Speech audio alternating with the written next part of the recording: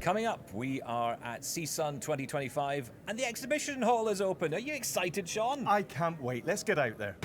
This is Double Tap, your daily accessible technology show. We're coming to you from California, USA, for the 40th CSUN Assistive Technology Conference. Here's your hosts, Stephen Scott and Sean Priest.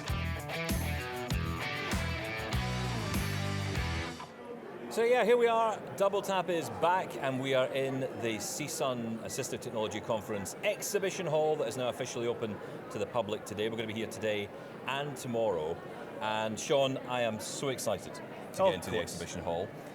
And you know, for viewers of YouTube watching along here, you might think, hang on, there's three of you on screen. What the hell is going on? Introduce yourself, sir. I'm going to let you introduce yourself. Hey everyone, I'm Luke Buckberrough, one of the co-founders and head of growth at Glidance. I'm so excited to be in a double tap sandwich right now here at CSUN. Please. Yeah, and I'm a head of growth. I'm actually a Canadian, was born in Toronto, live in Calgary, Alberta now. Always been in early stage tech at the prop tech industry, fintech, warehouse automation, but for the first time in my life, I'm doing something that's both purposeful and profitable for a community of people that have blown me away every day. Are you the head of growth because you're the tallest person in the company? Hey, I was going to make that joke. The tallest, the most energetic, the most rambunctious, yeah, maybe a mix of those three together. Hey, listen, you've been supporting us on our trip out here. A huge thank you to you. Of course. I mean that, Luke, it means a lot. We're here at the Glidance stand, of course. Yep. This is probably going to be one of the most visited stands, I think, at CSUN. Everyone's talking about Glidance. What's your experience like so far? I mean, I think for me, CSUN is an opportunity for us to connect with the entire ecosystem, the O&Ms, the TVIs, the organizations, the podcasters, the people, the thought leaders, and more importantly, our gliders, both either who have been with us since last year at CSUN, who heard about us because we were coming back. You know, for us and our entire team, we all know this very well, it's about community. It's about being open, honest, out there, and unapologetic. You know, as a startup, we really want to strive to always have this angle of, hey, we're going to have ups, we're going to have downs, but more importantly, you're always going to be a part of that ride with us because you're not a customer. You're a partner, you're a contributor, and you are a team member. So I'm meeting my team members here. I'm a fully remote company in many ways, and I have about a couple hundred gliders that are going to come in and see the team. And what's the response been like? It's everyone I've spoken to, I mean, everyone's still so excited, but how's it been so far? Is it still long queues? So the queue is definitely lining up behind us here. We have 3 units, so if anyone is watching this, come on by. But more importantly, maybe to quickly give you guys an idea of what it meant for us and what this last 365 days has been from CSUN 24 to CSUN 25. I was talking to Stephen this morning. 2024 and the first quarter this year really represented 2 subjects, product design and hardware. What does that mean though? Well, to give you a real-time idea, we tried 8 different wheel types, sizes, widths, materials. Why? We wanted to make sure that the experience of pushing glide felt the best, that you could walk on hopefully the amount of terrains that you'd want to take it on.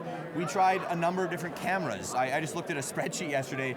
The angles of which we tried the cameras at is just a long, long laundry list. We wanted to make sure we picked the perfect one that gets the most amount of the ground on the bottom to look at curbs and edges, but most importantly to get up as well for those overhead obstacles and just be able to see signage and to give the ability for us to read signage one day, that evolution of what glide will become. We have tried a number of different radars, we've tried a number of different materials to all kind of amalgamate to this idea of you can't build a beautiful home without a foundation. And the biggest question I've always asked our glider community is, no matter what, you know, maybe it's zigzag a little bit, maybe it's exaggerating the turns, do you enjoy walking with it? Do you like the feel of the handle? Do you like the idea of grabbing onto this device and pushing it forward? Because as I told you this morning, Stephen, if you said it feels clunky and heavy and weird and robotic and all these things, there's no amount of software on earth that's going to change that experience. So to answer your question directly here, Sean, I'm just so proud and I get goosebumps all the time when I ask people, do you like walking with it? And everyone says, Luke, I gotta be honest, it feels way more natural. It feels way more lightweight. It feels way more simple than I ever imagined it would. Because when you hear the term robot, I think you're immediately coded in thinking about this big, tall, heavy, monstrous, Terminator-like thing. I like to call Glide the Iron Man. Yeah. It's a suit of armor, but you know what? The person controls it. The person is more empowered with it. I want the Terminator. Can I get that? Can I get that version? You know what? Maybe V4. Okay. We'll get there. But really, for me, it's an amalgamation of what we're showing today is pretty much 97.9% there from a hardware and product design function, and that's over 1,200 demos, 8,000 people in our glider community who have answered surveys, shown up to glider meetings. Now it's about this next frontier, it's about the software. It's about that brain, it's about that experience that we're going to bring with Glide, and we cannot wait to continue this development process over the next few months, and really it's just the start of many, many years to come. Yeah, absolutely, and it's such a big thing. Sean and I tried it at Sight Village in London, and we were blown away, right? I mean, I think you were, Sean. I think you were probably more skeptical than I was. I was. And I was at the start. I admit I was at the start. I was skeptical. And I think we're not alone on that. A lot of people, as you mentioned yourself, Luke, if people think, how is this possible? It's a totally new concept, for one thing. But it's not until you get hands-on, you think, actually, this could work. And it's surprising, but I hear that a lot as well. And skepticism's great. That's what we want. That's why we're out in the open. Hey, I got to give it to my team and all of us. Like, it's not easy always to walk in somewhere and know that at times you've had duct tape on your prototype. Like, it's not a fun feeling, but what I have to say is I have to thank everyone for embracing that, for thinking it's fun and cool and interesting, and to really, again, feel like you're actually listening. That great statement, for the community, with the community, by the community, I believe wholeheartedly we are meaning those words, we are putting actions to those words, and we will never stop. So keep the skepticism, keep the challenging. There's the greatest saying, you can't get comfortable until you get uncomfortable. And I really want our team members, and I want all of us to be uncomfortable. This is a new category, this is a new idea. Nothing new is easy, but man, oh man, are you excited when a couple years later you go, I'm so proud we took that leap. I'm so proud we took that step. I'm so proud we did it. And I think we're going to be there one day. Well, I also want to thank you personally because, coming out here and telling my wife, hey, I'm going to California and you're not, is a really difficult conversation to have, right?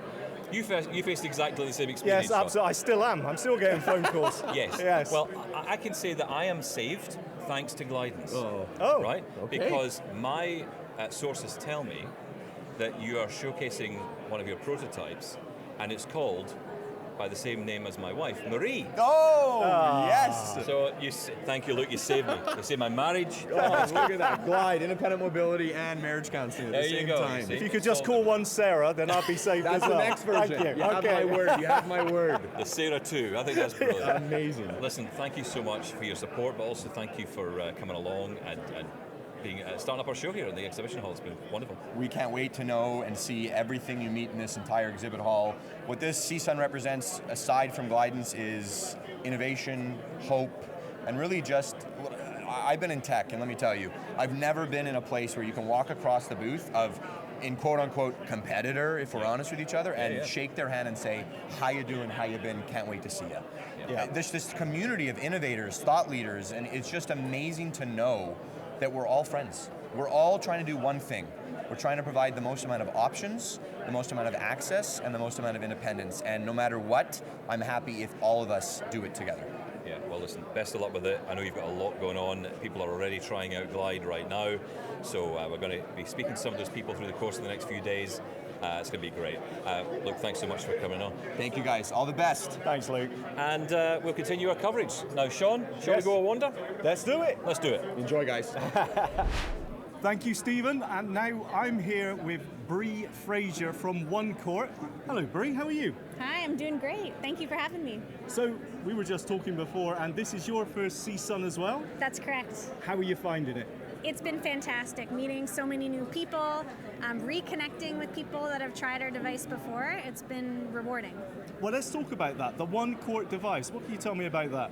Yeah, so at OneCourt, we're making live sports more accessible by translating live gameplay into trackable vibrations, so fans can feel the game through their fingertips. Wow, okay. Now this is a weird concept for me. How easy is that to pick up? So if we're talking about what sort of sports games do you cover? So we started actually with American football and then quickly expanded into basketball, baseball, also soccer or European football. And it's been really fun to create haptics, so different types of vibrations, to convey different parts of the game. So a touchdown in football is going to feel like a different vibration than a basketball shot. Okay, so can you describe the actual physical device to me? Yeah, it's about the size of a tablet, so it's about 2.5 pounds, and the device can sit on a fan's lap. So on the surface of it, there's a tactile overlay or interface, and it has raised outlines for the different parts of the court or the field. So a fan can feel where the touchdown zone is versus the different yard lines. And then underneath that interface are haptic motors. And so those motors will vibrate to signal where the ball is, and so a fan can track them with their fingertips. There must be so many of those motors in there to keep a sort of accurate position. Absolutely. We talk about it being our resolution. So we have over 200 haptic motors underneath.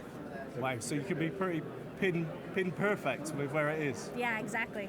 So the court lines, for example, are they hard printed onto the device itself? So do you need a separate device for a different sport?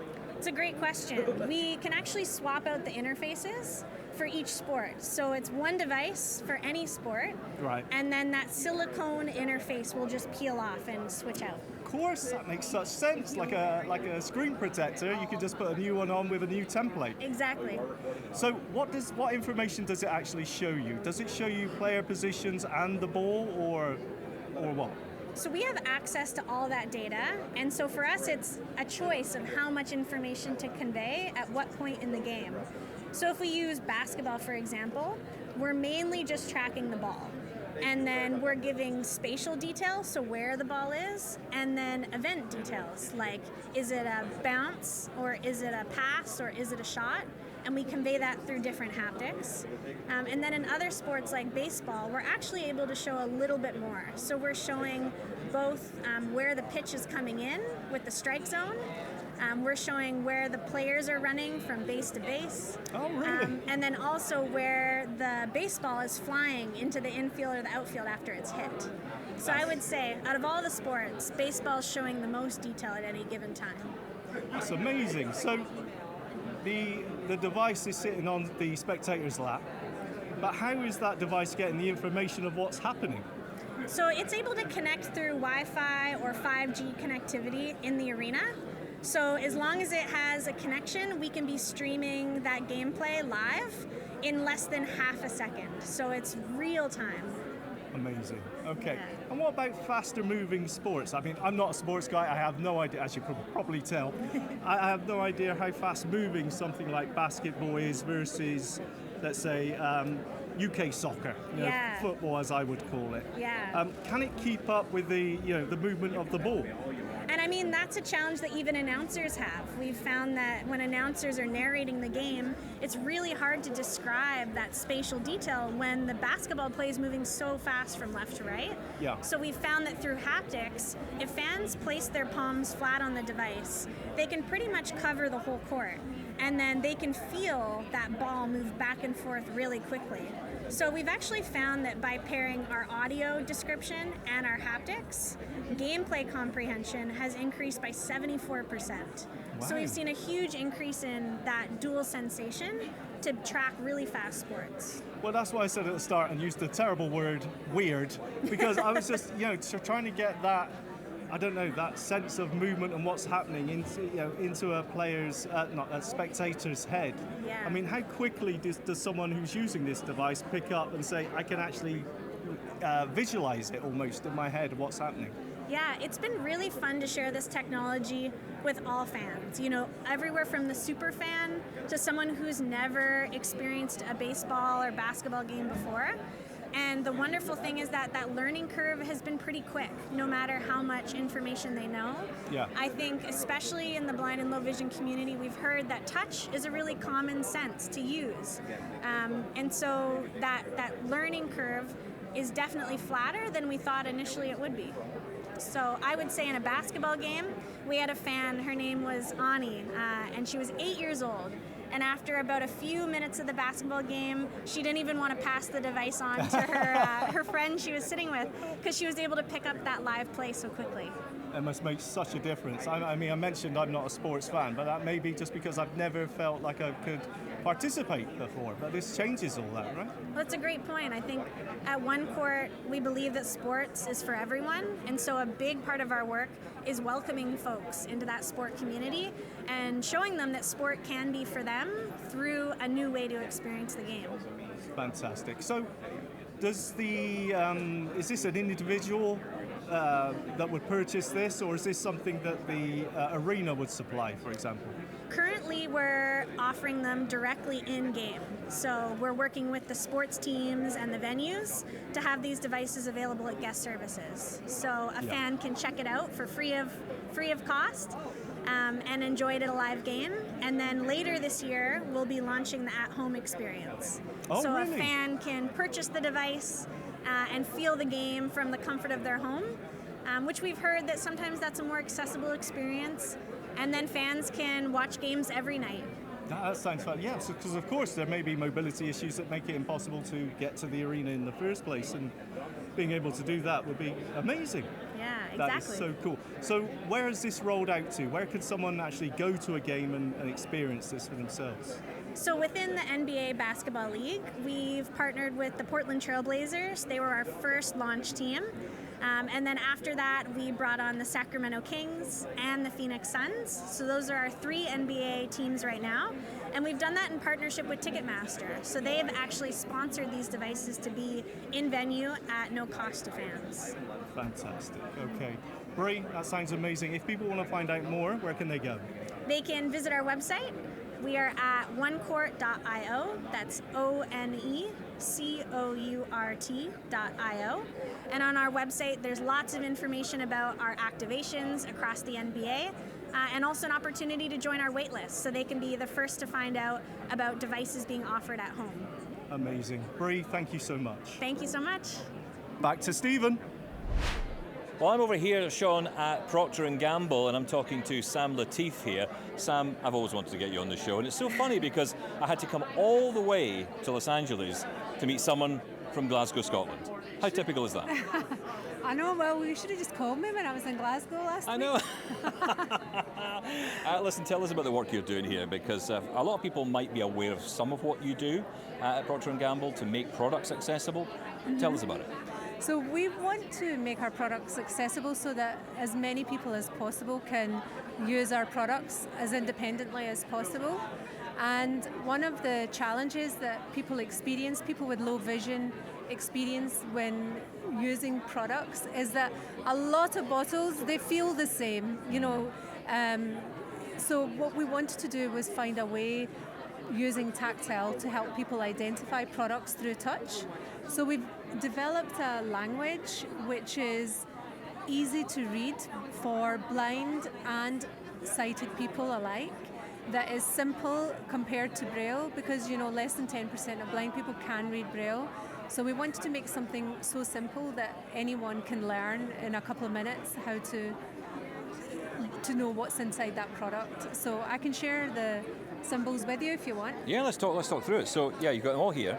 So I've got them printed off on tactile paper, and at the top we start with stripes. So the theme of stripes is cleaning. Yeah. One stripe is cleaning one body, so it's body wash. 2 stripes is cleaning 2 hands, so it's hand wash. So Stephen, what do you think? Lots of stripes might be, 4 stripes could be? Lots of bodies. No. Listen, whatever you got to in your own shower is up to you, right? But look, I don't know, you tell me. Shampoo, Shampoo, because you have okay. lots of hair. Got you, okay, so it's a strand. Yeah. So lots of strands. And then conditioner is to distinguish between shampoo. We put circles or lots of dots for conditioning. So that's conditioner, it's like 8 dots for conditioner. Yeah. And then we also developed symbols for laundry, doing your laundry. So one is, imagine the washing machine, it's like a square with a circle inside. So that's anything to do with your laundry.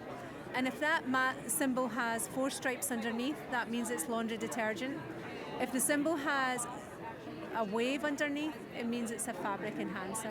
So I can show you now how they look on actual products. Yeah, so it actually appears like when you go into a store. So you go into a store, and this is on like everyday products, right? This isn't specialist products, this is brands we all know.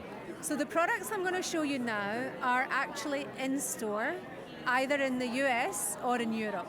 So the first one is the Olay Body Indulgence Body Wash. And Never tried it. it's really good. It Is it? smells gorgeous. It feels like having a spa in your shower. It's Oh, that sounds good. nice. It's lush. But there's a tactile symbol on the top. Yes. Can you feel it? The I one can. So that's stripe? the single stripe. Yeah. So Yeah. that's body wash. I'm trying to remember I feel there's a test coming at the end here, Sam. Oh, I might I'm gonna fail it. Well, I might have a gift bag for you if you pass the test. Freebies So you for a better test? concentrate. Goodness me. Don't So get there's nothing a- for nothing here, do you? There's a big pump bottle here, Oh yeah. and No, I think I know what this tell one me- is actually, because I've used this one myself. Now, is it on the on the back. back? Okay. Oh, there we are. Can you feel it? Oh yeah. So that is shampoo because it's the 4 Excellent. stripes. 4 stripes, lots Yep. of stripes, shampoo. So that is Head and Shoulders conditioner in a Oh pump yes, bottle. yes. That's the one I've used. Yeah. And then I've got a box here, and there's a symbol on the box. Let's see. Oh yeah. So it's the square with the circle in it. Mm-hmm. And there are 4 stripes just below that. So Stephen, what could that be? So that is detergent, isn't it? Laundry Absolutely, detergent. Yes. Do you like the laundry symbol? That's my favourite. Yeah, I do like that, yeah. It makes sense, it does. And the thing is, you get used to this very quickly. Yeah. I mean, you've only just shown me this and I'm starting to remember it. Yeah. And you will, because you'll associate it with the product eventually as well, so you just get used to it. It means when you find a new product, you can try new products. Yeah. You don't have to stick to the same brand all the time. That's the other side of it. Absolutely, yeah. You can try. You don't normally know what's there, so No. but that symbol just gives you that reassurance that this is the product, like it's a shampoo or a conditioner or whatever. So you might just try it. Yeah. So this product's actually designed to be opened by easy to open with one hand if you need to. And this is another aspect of the work you do, isn't it? Inclusive design, yeah. Yeah. So if you want to try, you can open this box. So there's 2 holes on the side of the box. Mm-hmm. Now, you told me earlier to squeeze the sides Lift. and lift, right? Yeah. Oh, yeah, okay. There we go. There we go. And I've got it, okay. Inside the box, there's a wee gift for you. It's Ah, a you know you're sample- Scottish when you start saying we all the time, right? It's a wee gift. Yeah, it's actually our new sustainable laundry detergent, so there's no water in that. Okay. It's made of fibres and it can dissolve in cold water. Oh, cool. Right, let me So- give you the lid. Okay. There we go. And that's fantastic. And actually, forgot to mention, next to the tactile symbol, there's a NaviLens code on there. Okay, so for those that don't know NaviLens, tell us about that. So NaviLens is like a QR code, but it's not. So basically, I open the NaviLens app on my phone, and if our products contain NaviLens codes on them, I can scan a whole shelf, in theory, of products without knowing where the code is. And within 1 second, I can scan up to 300 products and then pick the one that I want through my phone, and it can then either read that product information, like the name, how to use the product, or it can guide me to find that product off the shelf in a very elegant way. So it tells you to go left, to go right, and as you get closer, it goes beep, beep, beep, beep, beep. So it's really, really great to find products on the shelf and to get access to that information about the product, which, you know, as blind people, we find it hard to read what's on packaging. So this is a really cool way to provide equal access to blind and low vision people. I mean, there's a lot of people that might say, well, why not just add more Braille to products? Well, like I said, like less than 10% of blind people can read Braille, but can you get all the ingredients of a product in Braille on a bottle? You'd need like 10 pages of Yeah, Braille. it comes in its own book, right? Yeah. And that's the problem. That's the problem. And also manufacturing Braille on packaging is quite challenging. So it's not something that's so easy to do, whereas adding a simple code can achieve the same or even better results. So it's really productive, and coupling that with the tactile, you know, they're subtle symbols. It doesn't take up too much real estate on the packaging, and it does the job. It's really good. So Now, I know you're a humble person, but I do want to say you are a bit of a superstar in this industry because of the work you've done here. And I know you have a team, and I know you're working with lots of great people, and that's what you'll tell me. But you've been leading this. You've been leading this charge. I was very, very lucky because I worked at P&G for 16 years in IT, and then I felt a calling to do something that I thought we could help the disability community, and I wanted to focus on making products, services more accessible because I was frustrated as a consumer myself, thinking, why can't we just make products accessible, Yeah. So I thought, well, why don't I just go and do it myself? Yeah. So that's how I got involved, but I've been very lucky. A lot of the, people inside the company are the ones that actually make the magic happen. And I did, come up with the ideas in the beginning, but, there's a whole load of people that are passionate about this space and have been working tirelessly to make it come to life. Well, I appreciate what you've done. It's an amazing job. Well done for it. And thanks for joining me today. Cheers. Thanks, Stephen. It's like, I feel like I'm a bit of a legend myself.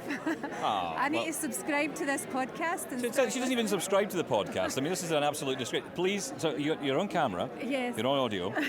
You're going to subscribe after this, aren't you? I promise. I'll subscribe and listen to you regularly. You're very kind. Well, that's how we do it here at Double Tap. We go listener to listener at Double Tap. Thank you, Sam.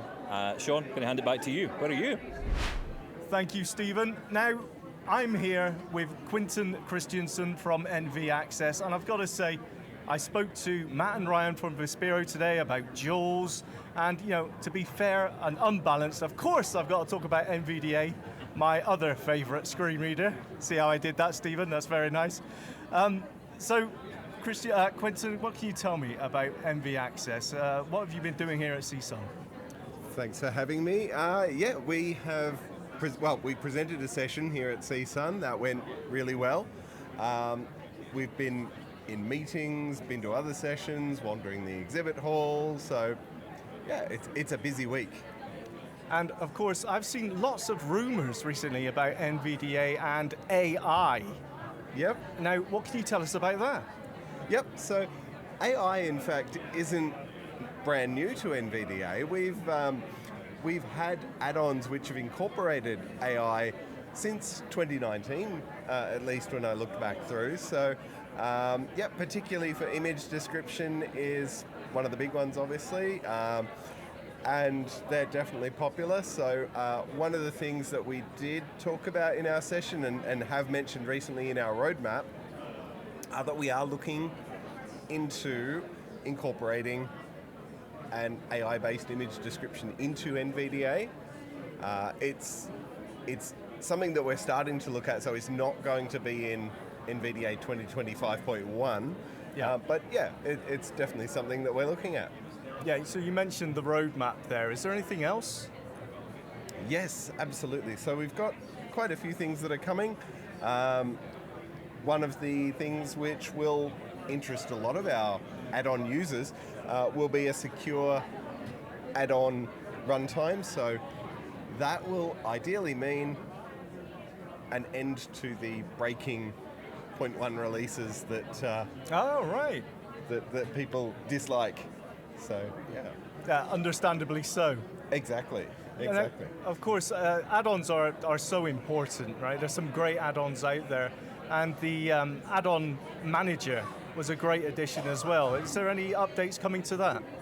Yes, there are. So and coming back to something that is concretely coming in 2025.1 is automatic add-on updates. So we recently introduced the ability to detect when there are add-ons and notify you, and now we'll take the next step and be able to have them updated automatically. Fantastic.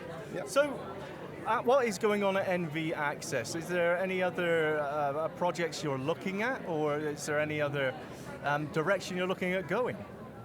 Yep, sure. So let's see. Looking at what is coming in 2025.1, we were hoping to have a beta out today or this week, but we didn't get there, and we didn't want to push one out just as we were running off to CSUN. So there will be one out soon. And we have a mailing list now you can subscribe to find out when that comes out. But things that are coming in that beta and 2025.1 include NVDA Remote. As you now know, you now won't need an add-on. It's going to be built into NVDA itself.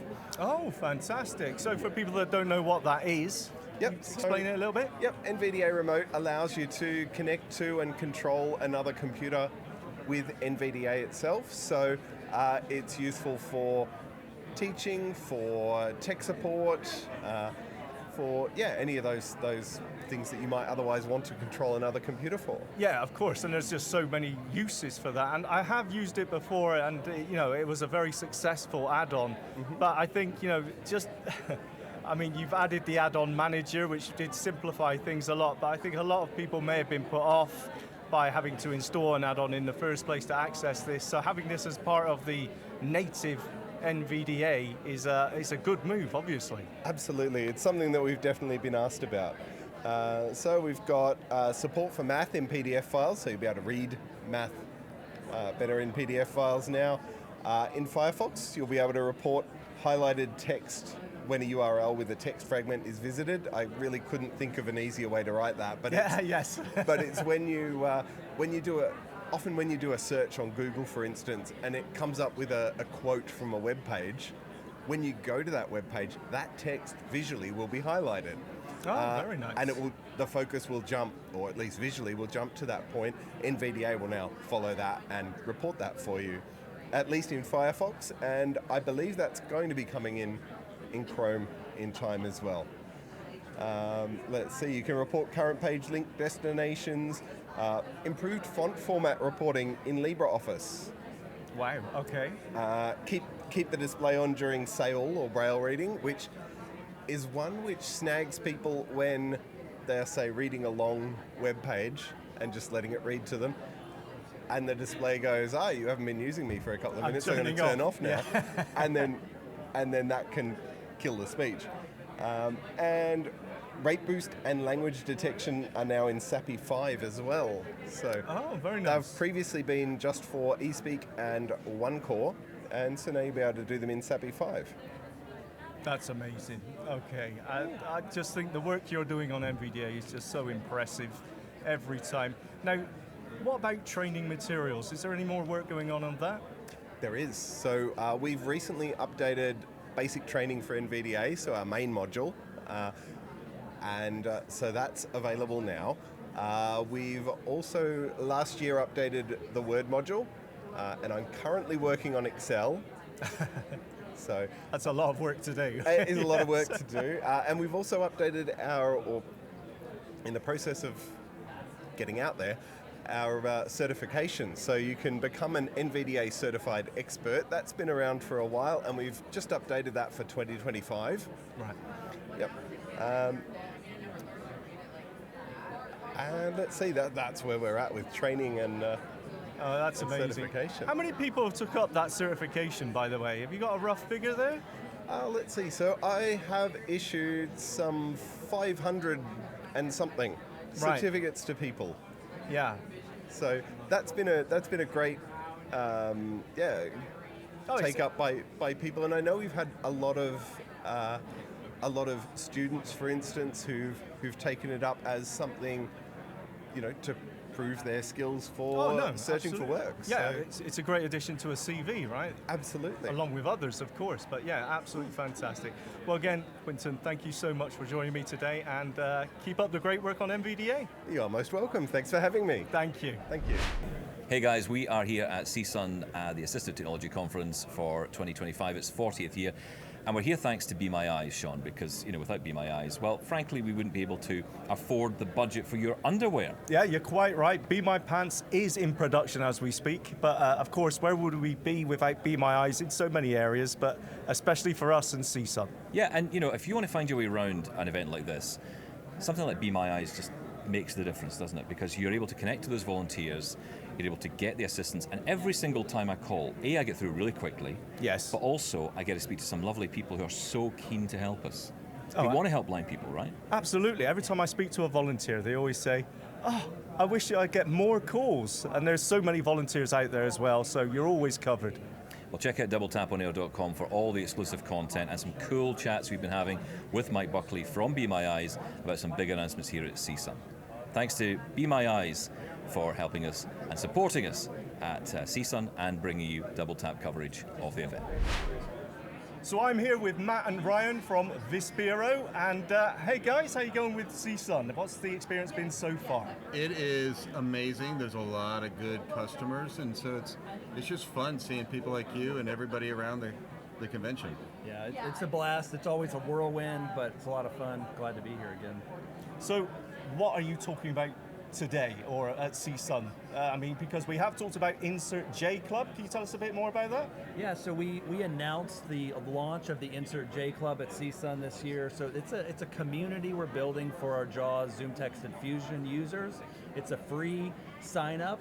You fill out a form online, sign up, and then what we will be doing is a variety of events with this club throughout the year. So we'll provide some exclusive video content to the club. We'll do some exclusive webinars, trainings. We'll even do some meetups at different industry events throughout the year for people who are a part of the club. We'll even give you, Sean, if you sign up, we'll give you a sneak preview into what's coming out with JAWS or Zoom Text down the road. So you'll know a couple of days early before the rest of the world knows what things are coming into the product. So it's going to be a lot of fun, neat community, and we launched it today. You can sign up if you go to freedomscientific.com/insertjclub. You can sign up there, and I hope you sign up, Sean. I will. Well, you there. As soon as you said there's giveaways, I was signing up straight away. I cannot wait. You should, absolutely, absolutely. When you say exclusive video content, what sort of video content are you talking about? We'll produce some special videos just for the club throughout the year. So it may be a training, it may be an interview with somebody. It'll be a variety of things that we'll do throughout the year just to kind of build a connection with our users. And what brought about that? What made you want to go in that direction? We just know we have such a vibrant group of users all over the world, and we wanted to have a better way to connect with people, right? Just so that people can share with each other, that we can share with them. We always want feedback on our software as well, so we'll use this club as a way to ask for feedback on certain features maybe, or when we want to do a user survey, we might reach out to this group because we know people are invested in our software. So it's just to help us have another way to connect with people. Was there a timing also? I mean, we are talking about the 30th anniversary of JAWS. Exactly. The launch of this is no coincidence that it's in sync with the 30th anniversary of JAWS. And I do have to make sure everybody understands, when we say 30th anniversary, we're talking JAWS for Windows. JAWS for Windows. Right? Of course there was JAWS for DOS. Right, I just have to say that. Oh, of course. Yes. I don't want to dismiss the product's been around longer than that. Yeah. Well, hang on. Let's not run away from that. JAWS for DOS, when was that released? I have no clue. It was in the late 80s, actually. It was well before. Even further back. Yeah.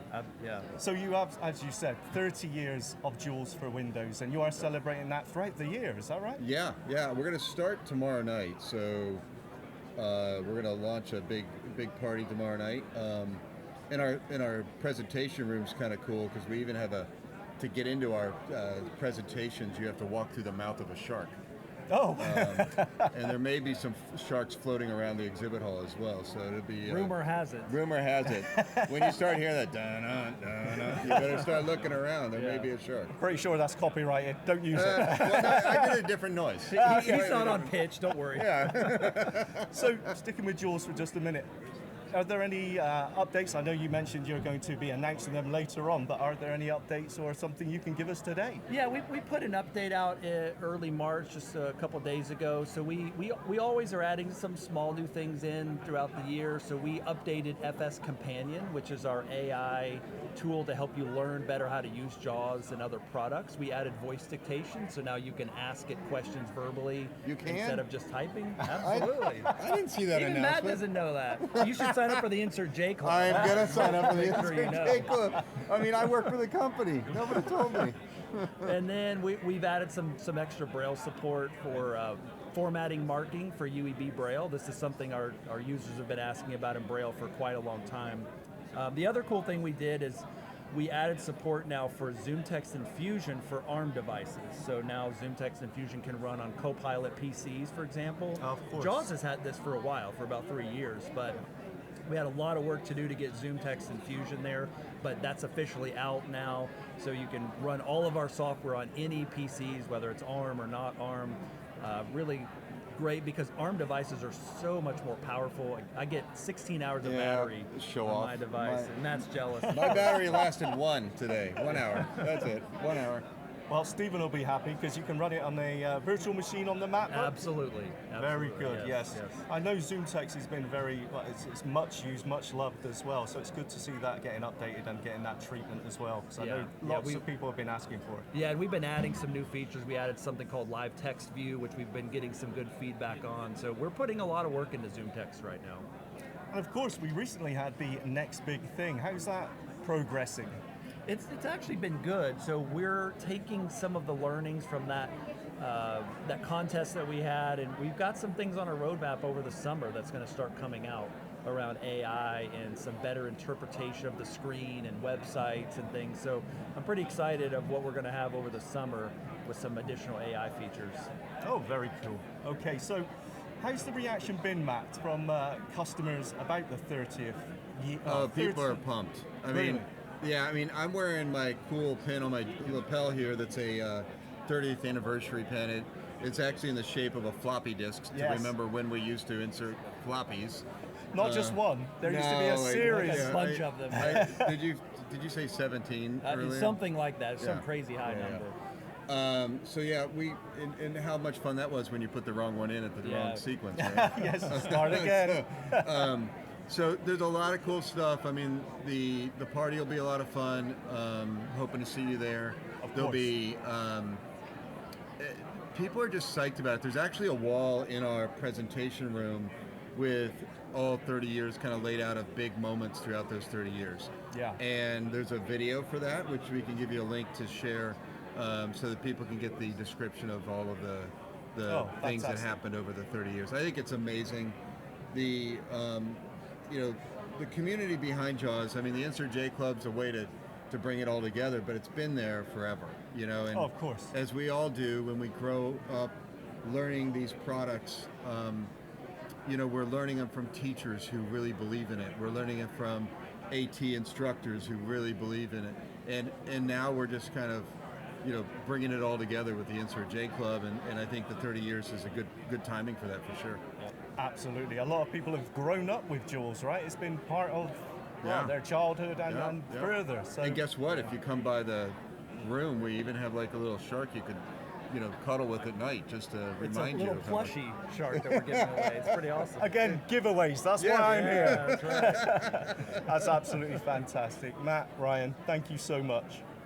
Thank you, Sean. Thank you, Sean. Let's go and see what Stephen's doing. Thanks, Sean. Now, I have to say I am properly geeking out here at Orbit Research, and I'm with Venkatesh Chari. Welcome back to the show. Thank you for having me again. We've grown up, we've got cameras, we've got microphones, we've got things that say double tap on them. All kinds of fancy equipment. I'm a tech nerd, so I love this stuff. You love it all? Well, listen, I'm a tech nerd, and I am loving all the stuff you've got. We've got to start with the breaking news. I can't press my button where I normally say breaking news on the show, but if I could, I would do it because you've got a brand new product. Yes, we do.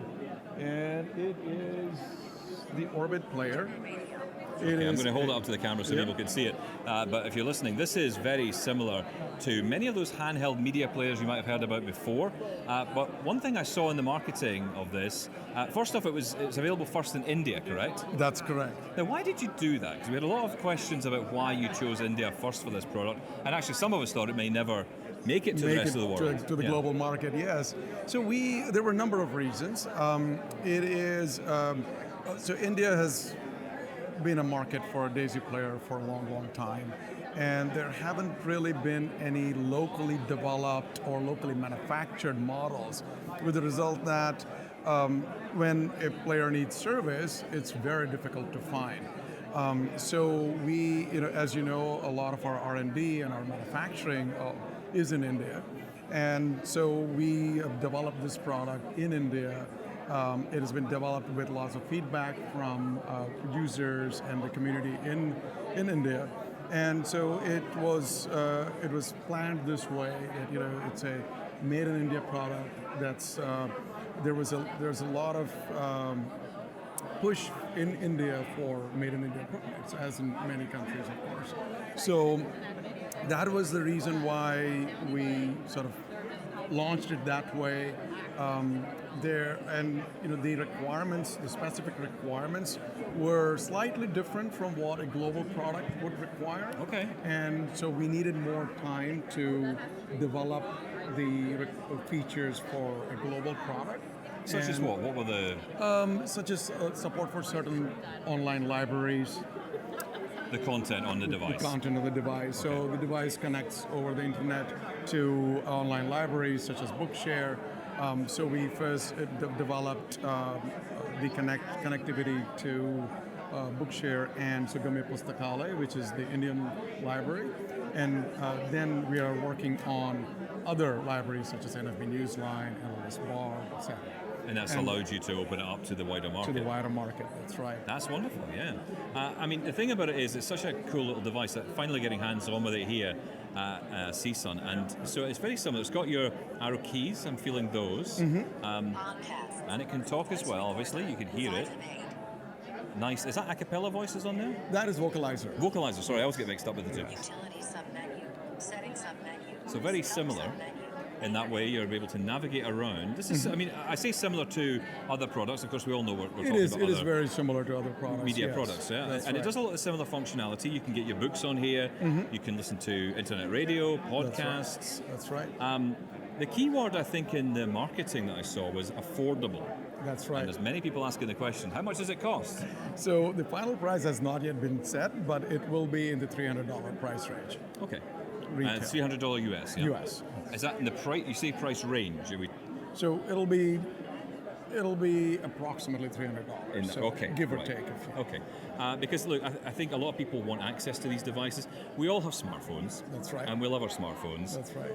And I do love mine, but when you're on a flight, as I was for 10 hours to come here, yes, I want something that I can listen to, that I can easily navigate with tactile buttons. This has really nice buttons on it, actually. You've got a nice spaced out T9 keypad. You've got the dot and the 5, of course. Yeah, it's really nice, actually. A really nice device. You've got various buttons here for menus, I'm guessing. That's right, yeah. So there's a context menu with a dedicated button on the top left. There is a home button, a back button, and a voice recorder button. And then you can take notes, of course, as well. Yes, exactly. Yeah. So it's got a voice memo, voice recorder function. Now I'm trying to... Is that an SD card slot? That's a full-size SD card slot. Full SD slot, wow. So it's got internal storage, so it's got more than 16 gigs of internal storage, but then it'll also take SD cards, and you pretty much have unlimited storage there. So it'll take... Why do you only put 16 gig in there? Because a lot of people say, when these things come out, why don't they have more memory internally, rather than having to shift content to an SD card all the time? That's a great question, and the thing is, the more memory does cost more money. And with our focus on affordable products, we wanted to have sufficient memory that would fulfill a lot of requirements, but then perhaps not all. Yeah, it would be great to have like 2 terabytes on board. Of course, but then that becomes much more expensive. So but you can, of course, add the storage with the SD card. With the SD card, so you can choose how much storage you want. Exactly. And is there a minimum on that storage on the SD card? The SD card minimum, I believe, is 4 gigabytes. So, oh wow! Yeah. Right. Okay. Yeah. That's 4 gigabytes. 4 gigabytes. The maximum is 2 terabytes. Yeah. Wow. Okay, so that's cool. And it's available from when? It'll start shipping in July. July. Okay. Wonderful. And worldwide? I'm sorry. Beyond India, now US, Canada, UK.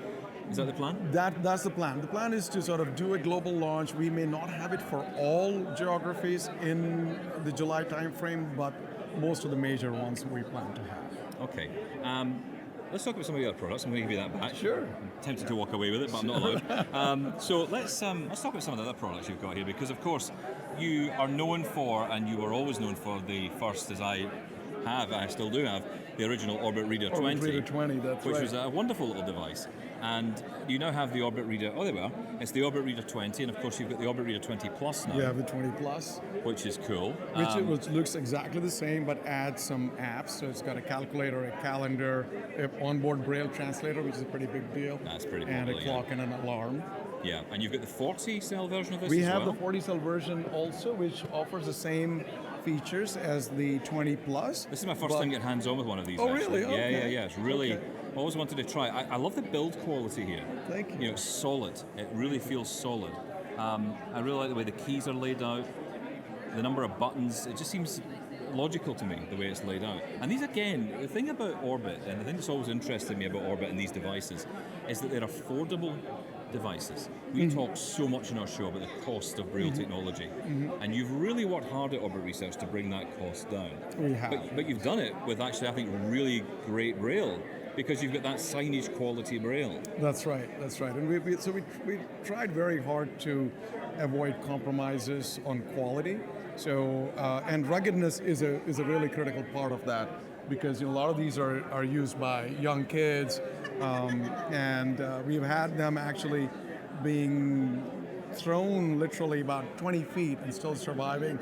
Wow. And interestingly, at CSUN last year, within the first minute of the show, starting on the first day, the lady walked up, had a bottle of water, just opened the lid, and water fell on top of the display. And all we did was wipe it off and continue to work. And it was fine. Yeah. I have to say, you got to blind-proof these products, because we're all going to do it. We're all going to do it. Look, I want to talk about Orbit Speak. Yes, because absolutely. that's a cool little device as well. So this is the Orbit Speak. Yeah, so again, you've got... This also has vocalizer. So feature-wise, it's actually very similar to the Daisy player. So it has the multimedia features, the podcatcher, internet radio, voice recorder, library access, and the ability to read advanced file types. But it also has an editor. So it's a full note taker, so you can type and edit in Braille. It's got Bluetooth and Wi-Fi, so you can connect it to external speakers, headsets, etc. And again, you've got that full-size SD card. Full-size SD card, exactly. Yeah, that's really nice. How much does this cost now? So there are two versions of it. The basic model doesn't do the advanced file types and doesn't do library access, so that is $550. The advanced model, or what we call the Orbit Speak Plus, is $699. Okay, cool. Let's talk about Optima. Sure. So Optima is a Windows laptop, essentially, but inside a Braille display, right? That's right. So it's a monolithic device and includes laptop components and a Braille display. So the interesting thing about this is that it's fully configurable before you buy it, and it's fully upgradable after you buy it. So the components will never really become completely obsolete. So if a couple of years later you want a faster processor, you can just upgrade the motherboard and we'll swap it for you. And that's because you've used Framework, haven't you? That's right. So it is internally, these are Framework modules, exactly. And we also have a choice of Braille, so PSO as well as our own signage quality Braille. It's a good choice in that as well. I mean, this is a really cool device. Now, we've been hearing a lot about Optima. When is it coming out? Do we have a date yet? So we have had significant delays in its development, largely because it's a complex product, and especially being a laptop, it requires different kind of regulatory compliance testing, so there's a lot more engineering involved, and so that has taken us longer, and it's also required more funds, and we've needed more time to raise those funds. So in terms of a tentative date, we are hopeful that by around this time next year, or shortly thereafter, we'll have it ready to ship. I honestly think it's going to be so popular because I've often wished I could just rip off the screen on my laptop and combine it with a Braille display. And here it is. This is exactly what it is. And what I like is, despite the fact this has essentially a PC built in, it's a laptop, without the screen, you've got the 40-cell Braille display, and it's actually quite light.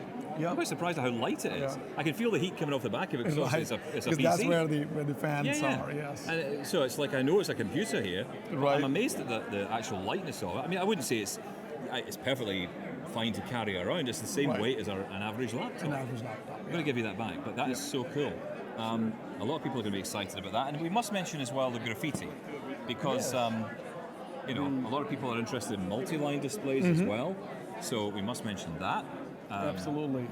This is, actually, I'll show you the graffiti in a second as well. This is the Orbit Slate. It is a multi-line Braille display that's intended to I get my names only- mixed up here? Is this what we're talking about? No, the graffiti is a graphic display. Okay. The Slate, we have two models. This is the Orbit Slate 340. This is a multi-line. This is a multi-line, Yeah. 3-line 40-cell display. And then we have a 5-line 20-cell display as well, which I will hand to you in a second if I take this back. This is interesting, yes, of course. And these do the same kinds of things that the Orbit Reader 40 does, but they are multi-line. And Wow. one of the key features of this is that if you're looking at tabular data or any data that is spatially arranged and you want to maintain that spatial relationship, you can do it very easily. So it's got a windowed reading mode. So you think about it as a window of 5 lines by 20 cells that you can pan across all of your data. It's maintaining the spatial relationships. So That's nice. Yeah, that's so cute. Actually, I'm holding it here like it's just like an iPad size. Really, it's really cute size. And like you say, you've got that Orbit Reader, Orbit Speak almost style device at the bottom there, which obviously has all the functionality. But then that multi-line display at the top. That's so cool. Thank you for showing me that. That's brilliant. And we must talk, of course, about the Q20 and Q40. That's right. So this is kind of like the Optima, right? But it's a very similar form factor to the Optima.